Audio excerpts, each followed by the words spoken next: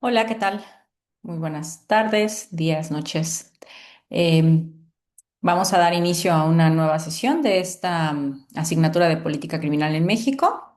Y bueno, vamos a comenzar con una unidad nueva en la que abordaremos aspectos sobre los tipos de política criminal, ya que estuvimos revisando en las sesiones anteriores aspectos como el entender qué es política criminal, en primer lugar, ver qué tipo de decisiones son las que se toman en este campo, entender también la política criminal como una subespecie de política pública en un segundo término, como contenido, digamos, de otras sesiones, y el vislumbrar qué actores son los que intervienen, tanto actores estatales, actores no estatales, actores internacionales. Y al momento de tratar la política criminal como una subespecie de política pública, entender de qué manera todas las herramientas metodológicas, teóricas, conceptuales que se han desarrollado en ese campo de las políticas públicas pueden aplicarse al análisis de las decisiones que tienen que ver con la prevención y reacción frente a conductas antisociales, violentas, delictivas. Eso es lo que hemos recorrido hasta hoy. Y a partir de digamos, de este nuevo contenido temático, lo que vamos a intentar vislumbrar son los tipos de política criminal que existen desde una perspectiva y una clasificación muy amplia. Y en ese sentido, la sesión del día de hoy nos centramos únicamente como objetivo en el que ustedes conozcan, pues precisamente esa tipología, una de las tantas formas de clasificar la política criminal eh, a partir de los fines que se asigna a la reacción estatal. Esta es una manera de clasificarla, existen otros criterios, pero bueno, nosotros nos vamos a orientar en la clasificación de la política criminal a partir de los fines que se asignan a la reacción estatal.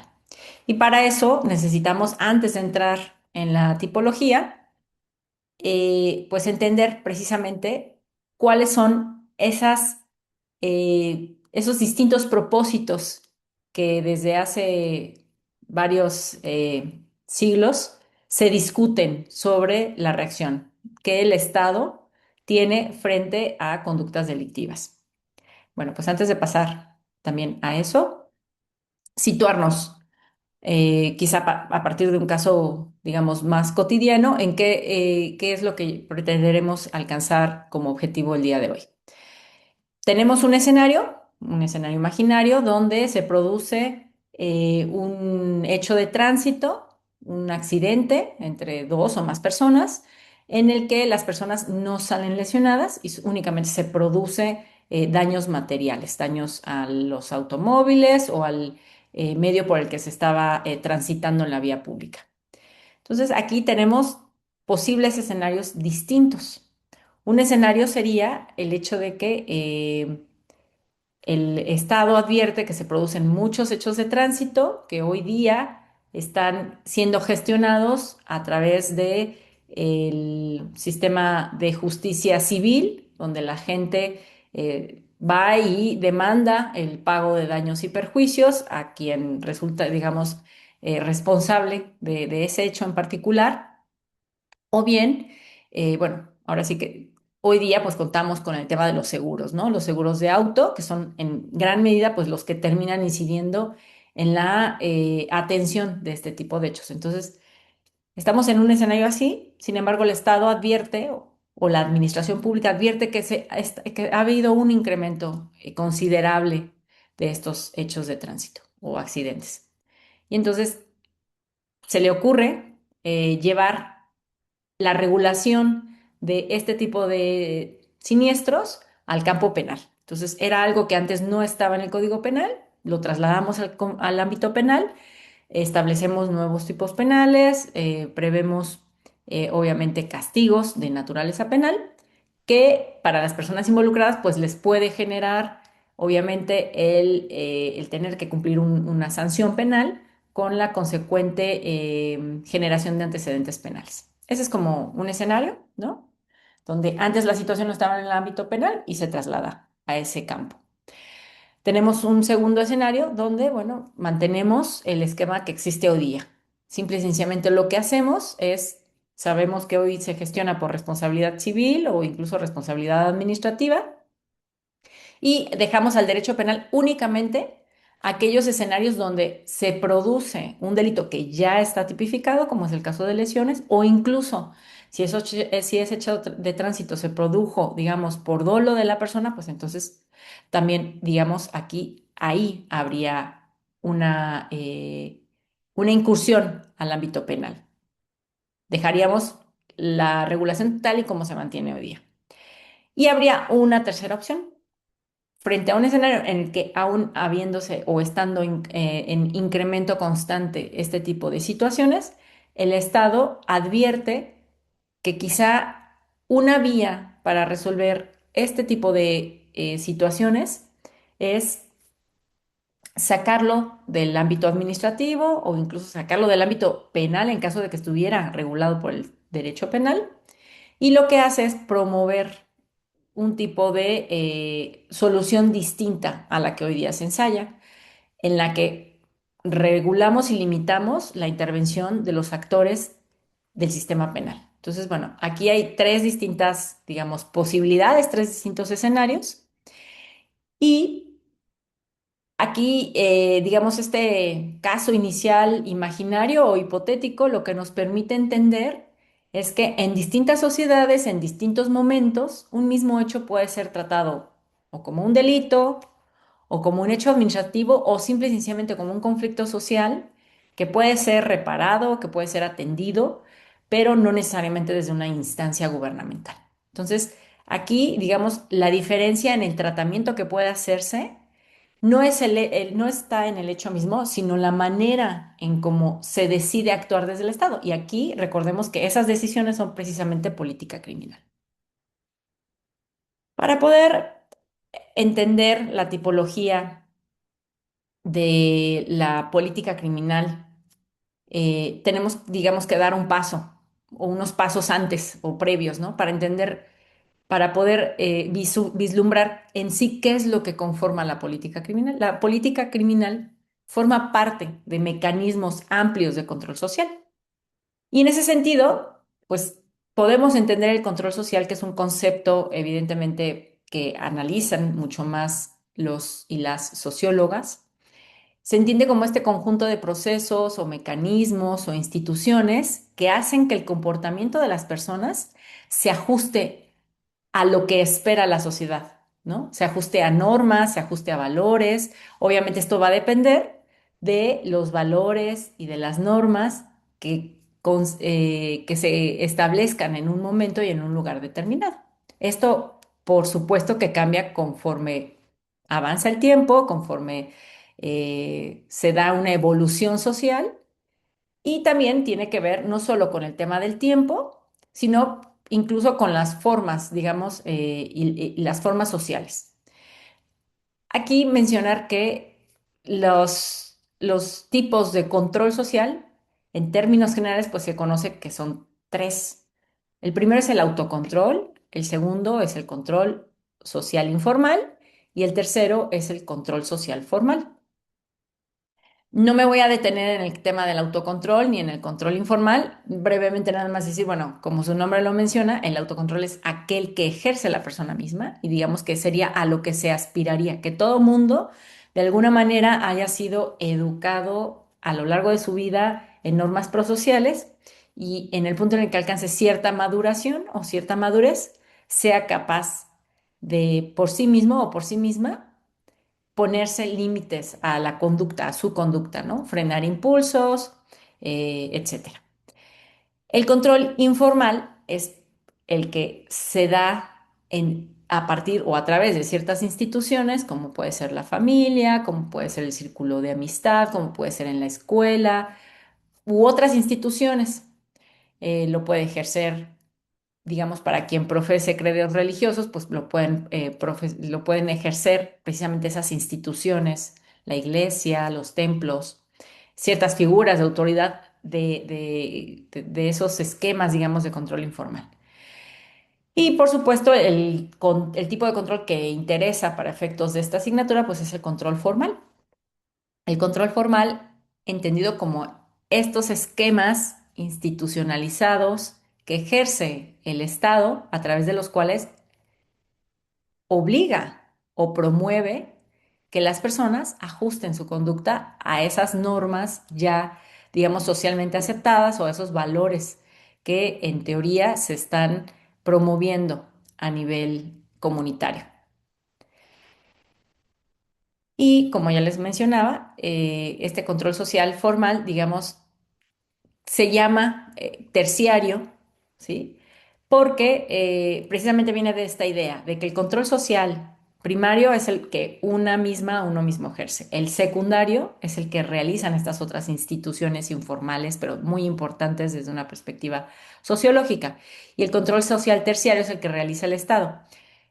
Obviamente, digamos que es en términos cuantitativos, en términos incluso cualitativos, digamos que es el que llega más tarde, ¿no? O sea, este control social, pues efectivamente, muy probablemente llega cuando ya ocurrió algún daño, cuando ya hubo personas que quebrantaron alguna norma, violaron alguna pauta jurídica. Entonces, de ahí, no por el hecho de que no esté yo abordando el tema del autocontrol o el control social informal, implica que no es importante. De hecho, en materia de prevención, tendríamos que voltear, evidentemente, a ver esas otras fuentes de control social, que son como las más importantes, donde tendrían que estar canalizándose los esfuerzos y evitar llegar a el estadio del control social formal en la medida de lo posible, porque el control social formal implica, evidentemente, ya el estar hablando de acciones que van a implicar muy probablemente castigo o determinadas medidas que sin tener una naturaleza de castigo implicarán cierta coerción.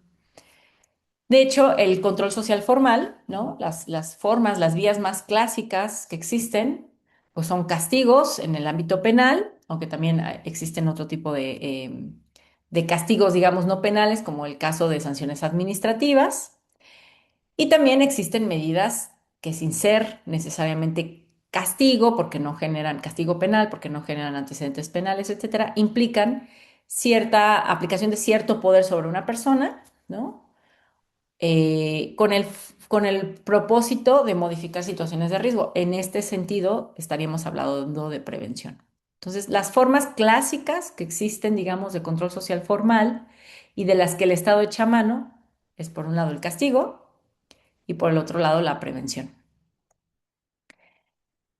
Respecto de los temas que nosotros abordamos, pues las autoridades que principalmente están involucradas son autoridades del sistema penal, autoridades de seguridad, pero bueno, no queda ahí, obviamente hay toda una batería de autoridades que pueden estar involucradas de alguna forma en el control social formal, desde el sector salud, pensemos en personas que terminan en el hospital por causas de violencia familiar, pues bueno, también las autoridades sanitarias tienen cierta incidencia en el reporte de estos casos. Pensemos en delitos de tipo financiero o fiscal, pues evidentemente las autoridades fiscales, como el sistema de administración tributaria, tienen un papel relevante en esos esquemas de control social formal.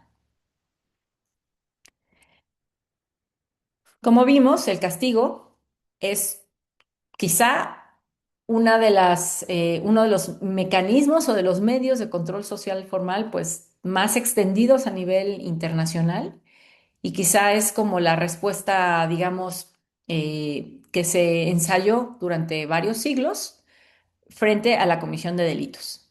No se pensaba antes quizá tanto en la prevención no coercitiva, sino que necesariamente se pasaron como muchas décadas y muchos siglos, considerando que el castigo, pues, era la manera en cómo se ejercía control, ¿no? Pero bueno, es necesario, digamos, para efectos de la exposición, entender que es un castigo. Pongamos entre paréntesis un castigo penal. Entonces, bueno, se entiende como una reacción estatal, ¿no? Una reacción estatal de carácter impositivo, es decir, coercitiva, que implica un reproche, o sea, que implica un reclamo hacia una persona en concreto, asumiendo que esa persona cometió un delito. Y se materializa en obligar a esa persona a que dé algo, a que haga algo o a que se prive de algo, que además ese algo es algo indeseable, o sea, nadie en su sano juicio estaría dispuesto a hacerlo de manera voluntaria. Y se dirige a aquellas personas que se consideran presuntamente responsables de un delito.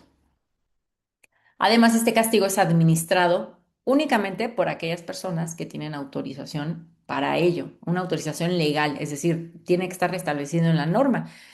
Obviamente estamos hablando de castigos formales, por supuesto. Aquí es un castigo formal, porque quizá ustedes piensen, bueno, ¿qué pasa cuando los papás, las mamás, en un contexto de crianza, bajo esta lógica de que el castigo es una buena manera de criar, que por supuesto no estoy promoviendo eso, pero bueno, bajo esa lógica dicen, bueno, yo castigo a mi hijo o a mi hija. Bueno, por supuesto, eso es una forma de castigo informal, pero no del tipo que estamos hablando para efectos de esta sesión.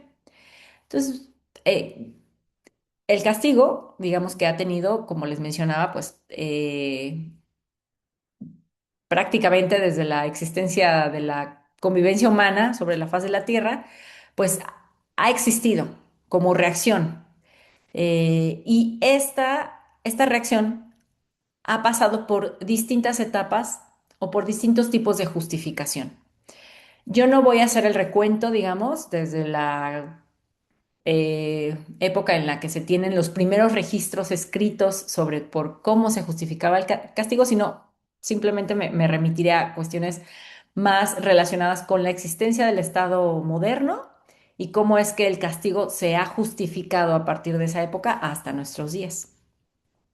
Y son básicamente tres las grandes corrientes, digamos, filosóficas que justifican el castigo y le atribuyen determinadas finalidades.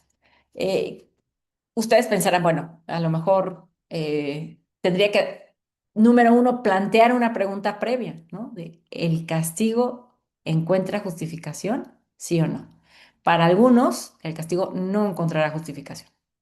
Para aquellas personas que sí el castigo es justificable, ahora tenemos que dar el paso de, bueno, ¿y cómo lo justificamos? Entonces, en el cómo es que han surgido varias respuestas que se aglutinan en estas tres grandes corrientes y que tienen que ver con la primera, con la visión retributivista o del merecimiento, también denominadas teorías absolutas.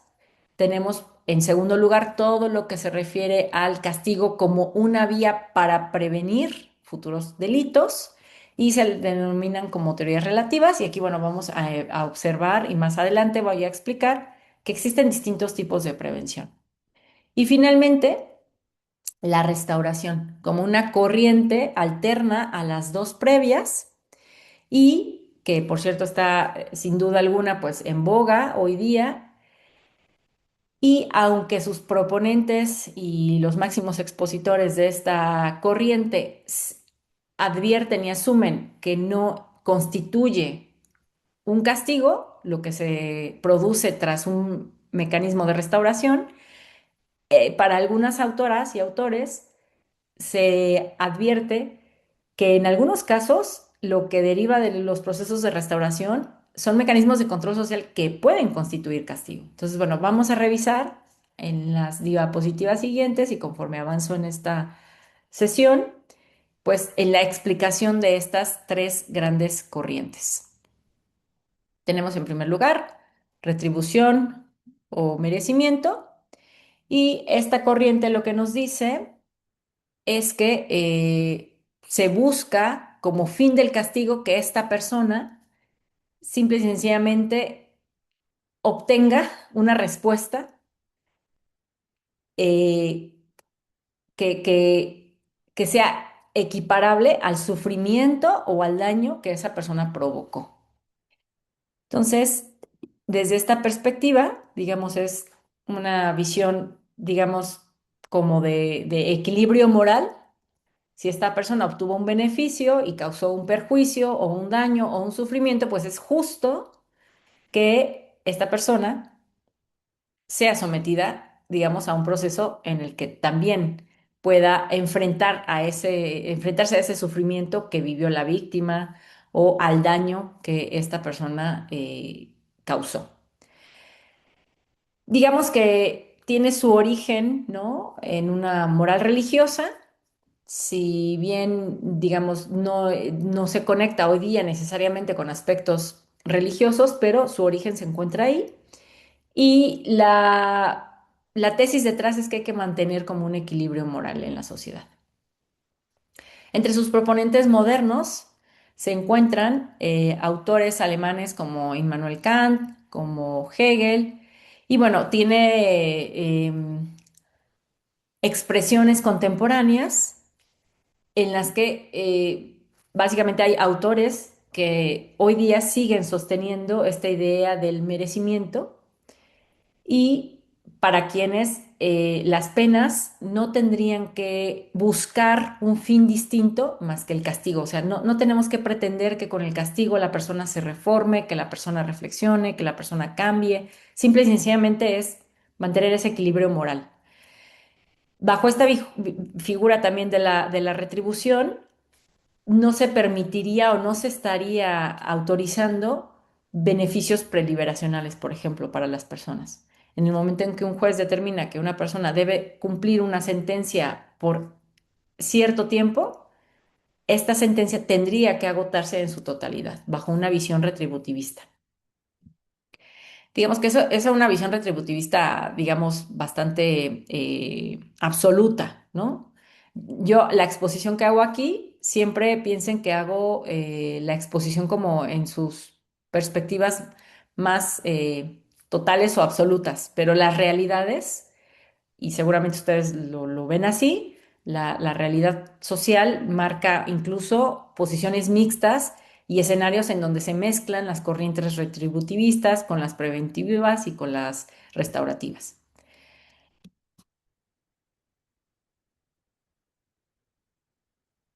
Viene ahora la otra corriente filosófica, que es la corriente de la prevención. Estamos situándonos en su origen básicamente en el siglo XVII, XVIII, y aquí digamos que la prevención se considera como un fin positivo del castigo. Es decir, para quienes son los proponentes, los máximos expositores de la justificación del castigo como prevención, critican la visión retributivista. Básicamente lo que hacen es, pues, castigar a la gente por castigar es un ejercicio hasta cierto punto estéril, ¿no? A un mal, que es el mal del delito, se le agrega el mal de la pena. Y eso definitivamente, casi casi que de manera aritmética, no nos va a dejar ningún efecto positivo. Entonces, lo que hacen estos proponentes de esta manera nueva de ver, y digo manera nueva en su época, de ver el castigo, porque de esto ya estamos hablando de 3 siglos atrás, pero para su época fue bastante novedoso. Entonces, es entender que el castigo tendría que tener un fin útil. Y de hecho, sus proponentes son precisamente pensadores que se sitúan en la corriente utilitarista de la filosofía. Tenemos que en el caso concreto del castigo, pues autores como César Beccaria, como Jeremy Bentham, son como los máximos exponentes de la justificación del castigo a partir de la prevención. De hecho, eh, César Beccaria, como digamos uno de los padres fundadores hasta cierto punto de la escuela clásica de la criminología, con su obra seminal de los delitos y las penas, en su momento él hablaba de que tenía que regularse la severidad de las sanciones, porque imagínense antes prácticamente, sin importar la naturaleza del delito ni su gravedad, pues se imponían penas de la misma severidad a todo el mundo, ¿no? Y bueno, en muchos casos esa sanción era la pena de muerte. Entonces, este filósofo, pensador italiano, lo que en su momento propuso fue, tenemos que modular las sanciones a partir de tres grandes criterios, que es el criterio, el número uno, es el criterio de la celeridad, o sea, con qué rapidez imponemos el castigo. Otro era el criterio de certeza, es decir, que las personas que cometen un delito tengan la certeza de que van a ser detectadas y que van a recibir una reacción. Y la tercera, el tercer elemento es el de la severidad. Y desde la época en la que Beccaria escribía, nos decía que lo más importante al momento de lograr prevenir que esas personas que delinquieron volvieran a delinquir, el elemento más importante o los elementos más importantes dentro de estos tres criterios que se incluyen o que modelan las penas, no era la severidad, no era la dureza con la que se imponía el castigo, sino más bien la certeza y la celeridad. Es un, em, una tesis que hoy día sigue, digamos, discutiéndose y que además desde perspectivas criminológicas hay estudios que avalan la importancia de que se logre la imposición de castigos de maneras no necesariamente muy rápida, pero que tampoco pasen muchos años, para así modular o lograr que el efecto disuasorio realmente es un efecto presente, ¿sí? El otro exponente, Jeremy Bentham, básicamente lo que nos decía es que se buscaba, ¿no? La máxima felicidad de la comunidad en general, de la ciudadanía, de la población. El utilitarismo es lo que busca, la máxima felicidad para el mayor número de personas. Entonces, desde esta perspectiva utilitarista, pues el castigo se entiende como un mal, pero el delito también es un mal. Entonces, frente a estos dos males, digamos que se justifica el uso del castigo en la medida en la que nos permite prevenir a futuro que esa persona que ya delinquió vuelva a delinquir, ¿no? Que vuelva a cometer un daño. Entonces, se justifica ese mal menor en protección de un bien mayor, ¿no? Y de esta visión utilitarista es que surgen eh, distintas maneras de ver la prevención. Podemos clasificar la prevención por los efectos que produce, por las instituciones que intervienen y por los sujetos a quienes se dirigen esos actos, esas acciones de prevención. La corriente utilitarista, desde la que voy a abordar esta, digamos, esta exposición, pues nos habla de que el castigo produce distintos tipos de prevención en las personas y los vamos a desagregar. En términos generales, produce como dos grandes bloques de prevención. La prevención general es aquella que se refiere a aquella que va dirigida, digamos, a acciones que pretenden inhibir la comisión de delitos a nivel global, a nivel social, sin referirnos a una persona en particular. Por el contrario, la prevención especial lo que intenta es evitar la comisión de algún delito, de alguna conducta antisocial o de alguna violencia, pero se dirige a una persona en particular. Por eso es prevención especial. Dentro de la prevención general, tenemos también dos maneras de entender esta prevención general que se dirige a toda la población. Desde una perspectiva negativa, conocida como disuasión, o desde una perspectiva positiva. Y la prevención especial también tiene esta doble naturaleza o forma de entenderla, desde una perspectiva negativa o desde una perspectiva positiva. Voy a explicar, digamos, cada una de estas. La prevención general, como ya anticipé, se canaliza, se dirige al grueso de la población. Y se dice que una manera de hacerlo es disuadiendo a la gente a partir de que entiendan que corren cierta amenaza de ser sancionados si incurren en la violación de normas jurídicas. La prevención general negativa se materializa principalmente a través de las normas penales, ¿no? Los códigos penales constituyen en cierta medida un instrumento de prevención general negativa. Informamos a la gente cuáles son las conductas que prevén o que tendrían establecidos un castigo y por tanto mandamos un mensaje amenazante a la ciudadanía para evitar que cometan estas conductas en concreto. Por otro lado, tenemos la prevención general pero positiva, aquella en la que de alguna manera, con determinadas acciones del Estado, se promueve la internalización de ciertos valores y ciertos principios que el Estado considera que son valiosos promover. Y también, digamos que la prevención general positiva tiene cabida cuando la población en general observa que una persona en concreto que ha delinquido recibe un castigo.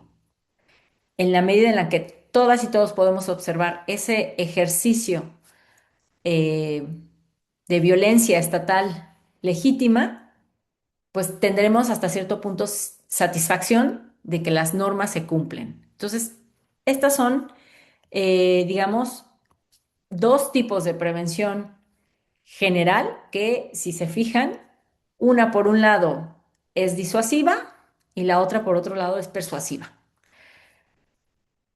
Ahora pasamos a la prevención especial. La prevención especial, como les decía, también tiene su vertiente negativa y su vertiente positiva. En el caso de la vertiente especial negativa, lo que se hace es que una vez que se identifica que una persona incurrió en la comisión de un delito, se le incapacita para cometer delitos futuros. Esta idea de la incapacitación tiene que ver, quizá de manera como mucho más clara, cuando a esta persona se le priva de la libertad. En teoría, cuando una persona está privada de su libertad, no tiene la capacidad para seguir delinquiendo. Eso es lo que nos dice, digamos, la teoría. Sabemos que aunque estén en prisión, pues hay muchas personas que ya sea que delincan dentro de prisión o que conformen ciertas redes que siguen operando fuera de los centros o recintos penitenciarios. Esa es una manera, la incapacitación. Y lo que, bueno, como se menciona aquí en la diapositiva, la idea es eliminar las oportunidades que tienen las personas para delinquir. La prisión no es la única forma o el único instrumento de prevención especial negativa. Hay otras formas que no necesariamente privamos totalmente de la libertad a una persona, pero le inhibimos para que le inhibimos ciertas oportunidades. Por ejemplo, si se trata de una persona que ha resultado, digamos, violenta respecto de ciertas personas, pues le podemos colocar un brazalete electrónico y le inhibimos para que no se mueva hacia el radio en el que la víctima o el tipo de víctimas que él acostumbra agredir, pues digamos que mantenemos a estas personas fuera de esas áreas, ¿no? En las que se mueven las víctimas. Esa es otra manera de incapacitar. Y también está la prevención especial positiva. Lo que intenta es, ok, intervenimos a esta persona, pero no con el objetivo de retirarlo de la sociedad y simple y sencillamente guardarlo, ¿no? Sino que la idea es tener un efecto útil, que a través de ciertas intervenciones esa persona realmente evite o evitemos que esta persona reincida en el futuro, ¿no? Y para ello, pues se hacen actividades o tratamientos, ya sean de rehabilitación o procesos de reintegración y resocialización. Es decir, frente a una persona que posiblemente delinque porque tiene un problema de abuso de sustancias psicoactivas, pues entonces lo que nos diría la prevención especial positiva es atendamos sus necesidades criminógenas y en la medida en la que logremos que esta persona sea atendida de ese problema, pues muy probablemente dejará de delinquir. Y estaríamos llegando a la tercer corriente que justifica digamos, el castigo.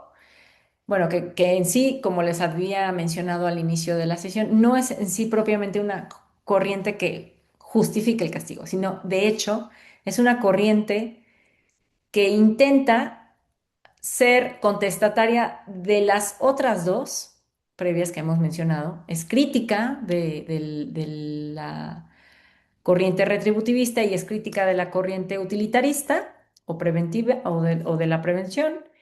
Y lo que intenta hacer es abrir una vía distinta al castigo. Sin embargo, como vamos a mencionar, esas vías nuevas, distintas que abre, digamos, distintas al castigo, pueden terminar siendo materialmente verdaderas formas de castigo.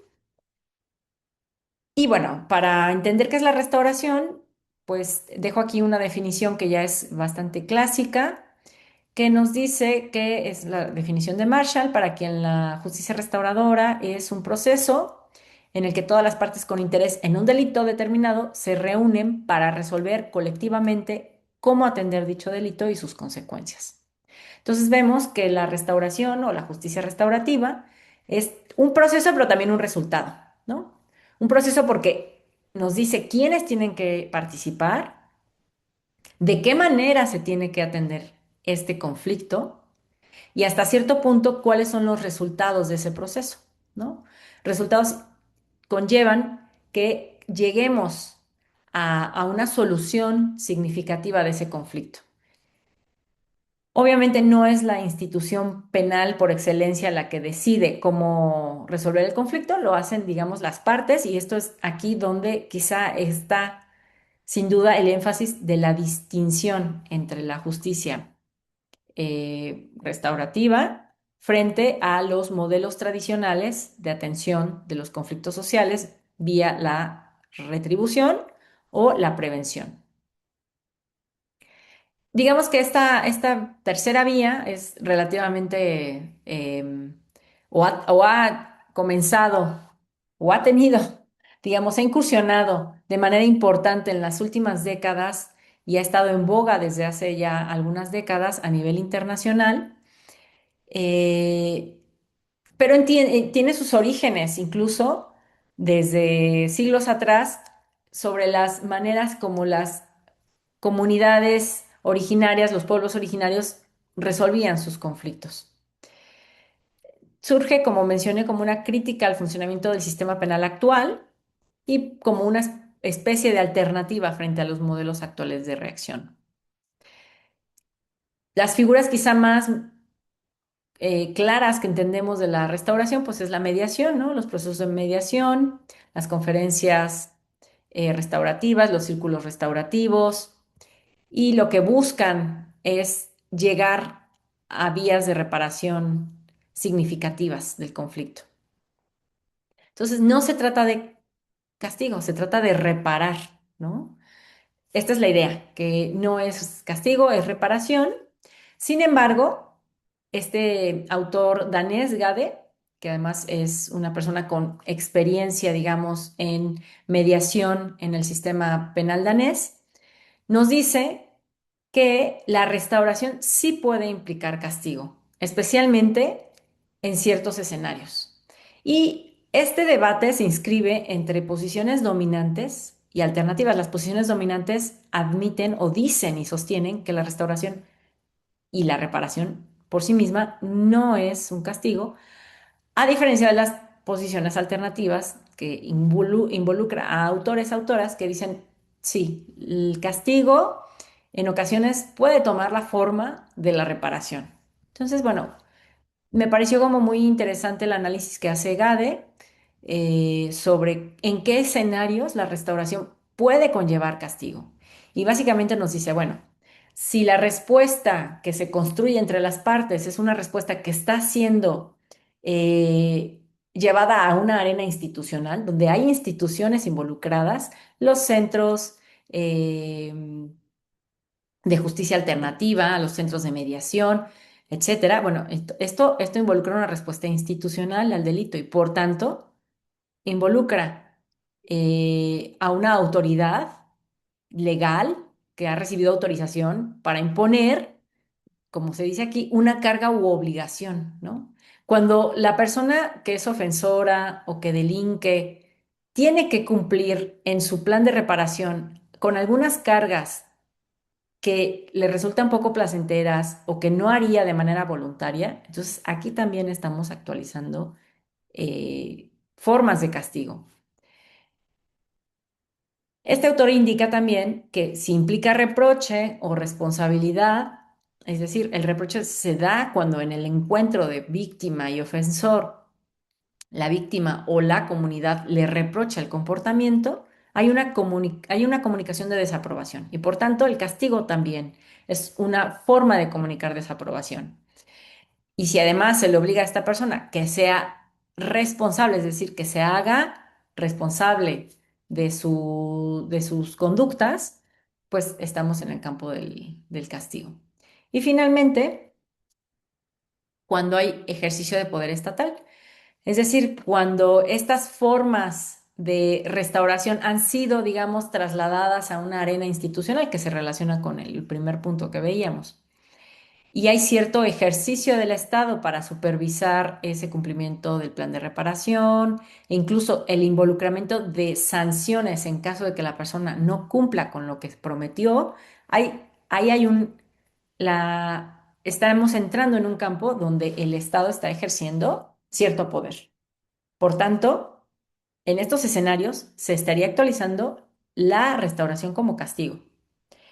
Sin embargo, vamos a entender que es una forma alternativa de castigo. Creo que aquí, y este es el punto al que me gustaría llegar y que es propuesto por Gade. O sea, no es que no sea castigo, sino que es una forma distinta de castigar a la gente en pleno siglo XXI, donde ya intentamos que para ciertos hechos prescindimos, y la idea sería que para todos los hechos, prescindimos de la prisión, prescindimos de la privación de libertad, prescindimos de imponer sufrimiento de manera intencional y también evitamos coaccionar o coercionar a las personas únicamente con el objetivo de mandar mensajes a la población, ¿no? Porque ahí prácticamente estamos instrumentalizando a las personas. Pues bueno, habiendo visto, digamos, estos tres tipos de justificación que se da al castigo, de estas tres formas de justificar el castigo o la reacción, es que surgen precisamente una tipología de política criminal que tiene por base el uso que se hace del castigo. Y bueno, aquí hablamos del castigo en términos generales. Puede ser el castigo de prisión, pueden ser penas no privativas de libertad, pero sí entendiendo que nos estamos remitiendo únicamente al castigo, porque recuerden que la prisión, perdón, que la política criminal no solo es castigo, sino también es prevención. Pero bueno, nos vamos a limitar únicamente a esta clasificación de la política criminal respecto del uso que hace del castigo. Y en ese sentido tenemos tres tipos de política criminal. En términos muy amplios, muy generales, encontramos en primer lugar la política criminal expansionista o como algunos llaman punitivista. En un segundo punto, aquella política criminal inmovilista o estacionaria. Y la tercera, la política criminal reduccionista o minimalista.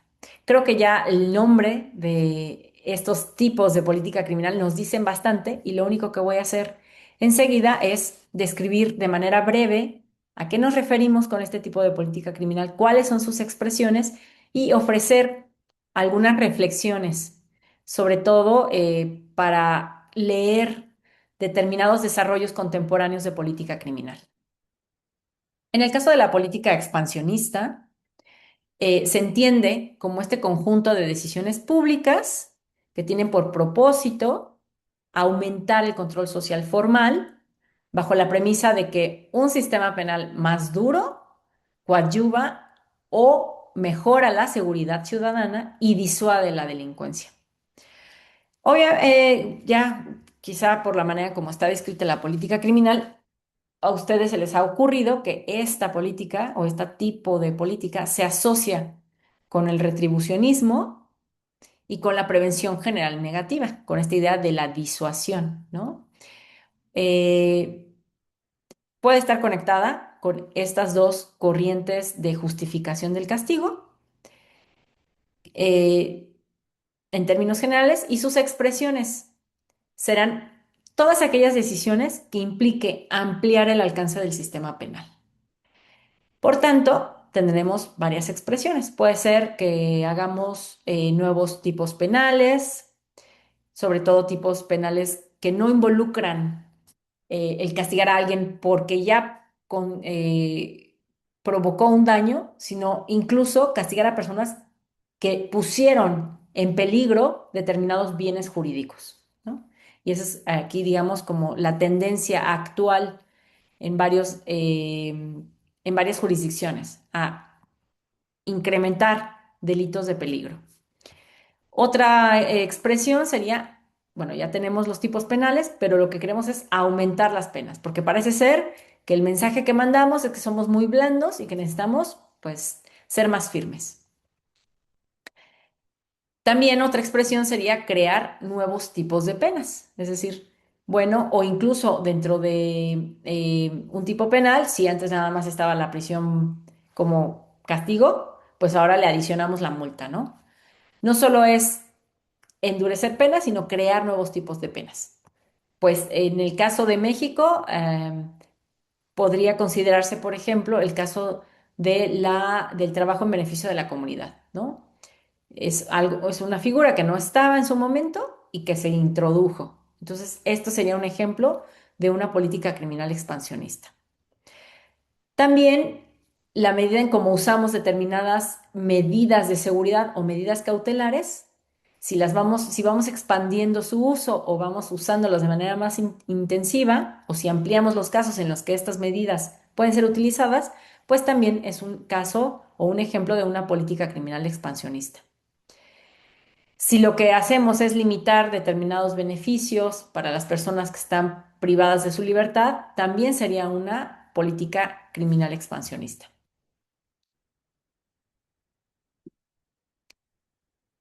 ¿Con qué tendencias se asocia la política criminal expansionista? Se asocia con algunas tendencias que veremos a partir de la sesión próxima, con la corriente del derecho penal del enemigo, esta idea de el derecho penal puede usarse, digamos, con dos niveles de intensidad. Uno, para el ciudadano, el derecho penal del ciudadano, ¿no? A quien sí le respetamos sus garantías, sus derechos, cumplimos los plazos que establece el debido proceso, etcétera. Y tenemos otra vertiente, que es la del derecho penal del enemigo, donde lo tratamos de manera más severa porque representa una amenaza y entonces a esta persona no le respetamos las reglas del debido proceso. Lo tratamos de manera más severa. Esta es una tendencia asociada a este tipo de política criminal. Otra es el populismo punitivo, que ya lo hemos mencionado y que también abordaremos de manera un poquito más profunda la próxima sesión. Y la denominada mano dura, que no es otra cosa más que la crítica a la, la ligereza o se asume un supuesto trato blando hacia los delincuentes, ¿no? Y entonces surge esta idea de que necesitamos mano dura y se conecta normalmente con el endurecimiento de penas o la creación de nuevas penas o la restricción de beneficios penitenciarios. Ahora, es importante, como les decía, reflexionar sobre algunos desarrollos contemporáneos en muchas de las sociedades hoy día que podrían ser calificadas como política criminal expansionista, pero que no me parece que tendríamos que hacer un análisis un poco más eh, detenido, un poco más reflexivo, mucho más lento, porque no necesariamente estaríamos en escenarios de expansionismo. Por ejemplo, definitivamente cualquier delito representa un ejemplo, cualquier delito que se introduzca como tipo penal al Código Penal implica o representa expansionismo. Pensemos en que hoy día pues existen modalidades, ¿no? que son nuevas, que no se contemplaban antes en el Código Penal y que por principio de legalidad, pues si intentamos aplicar, digamos, o clasificar cierta conducta que causó un daño en un delito, es posible que cuando lleguemos a la sede judicial en que ese asunto tenga que ser resuelto, pues que a lo mejor por principio de legalidad el juez o la jueza diga, pues es que esta conducta no está tipificada y por tanto, pues esa persona queda en libertad a pesar de que representa una persona que más bien, no tanto que representa, sino que es una persona que hizo y que incurrió en un daño grave. Entonces, me parece que no podemos considerar que cualquier inclusión en el Código Penal necesariamente es un indicador de expansionismo. Tenemos que ir analizando perfectamente bien qué conducta es la que se está previendo, por qué, quiénes son las víctimas. Previamente esas víctimas ya estaban siendo protegidas por otro tipo penal que podría ser abarcado en este, sí o no. O sea, yo creo que aquí es donde tenemos que tener como mucha cautela. Se habla, por ejemplo, de un supuesto expansionismo a partir del siglo XX, cuando se introdujeron delitos del medio ambiente, cuando se introdujeron delitos eh, sobre bienes jurídicos difusos, cuando se introdujeron delitos que, por ejemplo, relacionados con violencia de género. Entonces, bueno, yo creo que aquí tendríamos que ir un poquito, digamos, más lentos en el análisis, en el sentido de ¿realmente esto representa un expansionismo o simple y sencillamente son conductas que previamente no se consideraban, no tenían ese grado, digamos, de reproche, pero que hoy día pues se entiende que necesitan y que tienen que estar dentro del Código Penal? Porque si bien el derecho penal tiene que ser entendido como una última respuesta, pero también es cierto, y desde una perspectiva de derecho penal simbólico, etcétera, pues es importante darle el peso que tienen las cosas, ¿no? Y también, por ejemplo, cuando se introducen penas alternativas a la prisión, aquí dirían, bueno, estamos introduciendo nuevas penas, ¿no? ¿Eso consistiría o implicaría un expansionismo? Y aquí la pregunta, o más bien la respuesta, tendría que darse una vez que analicemos cómo se está haciendo uso de esas alternativas a la prisión. ¿Cuándo será expansionismo? Bueno, será expansionismo o incurrirá en una política criminal expansionista cuando esas penas no privativas de libertad o alternativas a la prisión estén siendo aplicadas a gente que previamente no estaba siendo controlada por el sistema penal. Ahí sí sería expansionista. Sin embargo, si esas penas más bien está permitiendo que gente que ya estaba siendo detectada por el sistema tengan esa alternativa, que en lugar de estar en prisión puedan ejecutar pena en libertad, pues entonces ahí no habría un expansionismo. El segundo tipo de política criminal es esta inmovilista, que, bueno, o estacionaria, algunos dicen, ¿no? Que básicamente lo que hace el Estado es un Estado o actores de política criminal que básicamente toman pocas decisiones, no mueven mucho respecto de cómo está diseñada la política criminal, porque asumen que se encuentran en un punto estable, ¿no? En un punto adecuado, no les interesa que haya un incremento en la población penitenciaria. Obviamente lo leen desde aspectos relacionados con los recursos, ¿no? Que implica la gestión penitenciaria. Y entonces, pues, simple y sencillamente, no se promueve, digamos, un análisis sobre su eficacia. Simple y sencillamente es como hacer las cosas como se han hecho, sin mover demasiado, ¿no? Y bueno, esta política criminal se asocia con la prevención especial, tanto negativa como positiva. Simple y sencillamente es, bueno, pues a estas personas o las inocuizamos, o las incapacitamos, o las rehabilitamos, porque así es como se ha hecho, ¿no? Y llegamos por último a la política criminal reduccionista, o también conocida como minimalista, que ya se imaginarán, ¿no? Básicamente este es el opuesto de la expansionista. Aquí de lo que se trata es de materializar el principio de política criminal de derecho penal mínimo que en su momento vimos en la unidad uno y que lo que nos obliga es a cumplir que el derecho penal sea la última respuesta y que entonces primero vayamos explorando respuestas que tengan que ver con la política educativa, con la política laboral, con la política de bienestar, con la política de salud, primero con esas y entonces el derecho penal o la política criminal entraría al final, ¿no? Y este principio de derecho penal mínimo aplica también para el caso de las penas, en el sentido de que las penas tienen que ser impuestas de manera gradual y aquellas más severas tienen que reservarse únicamente para los casos más severos. Entonces, la pena de prisión tendría que ser la última respuesta siempre que ya hayamos agotado penas distintas, no privativas de libertad, además graduadas en severidad. Expresiones de este tipo de política, pues bueno, nos conlleva que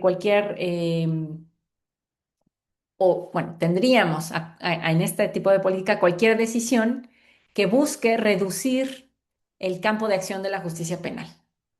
Dentro de sus expresiones más claras tenemos las denominadas movimientos despenalizadores o descriminalizadores de conductas. Podemos estar hablando aquí, por ejemplo, de todo lo que se refiere a la despenalización del consumo de la marihuana por uso lúdico o incluso la despenalización del aborto.